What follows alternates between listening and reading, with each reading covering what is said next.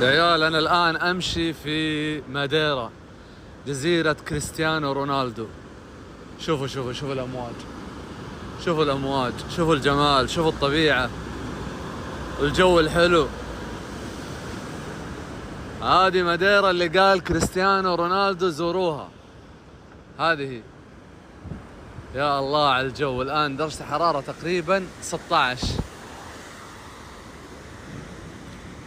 ما شاء الله تبارك الله.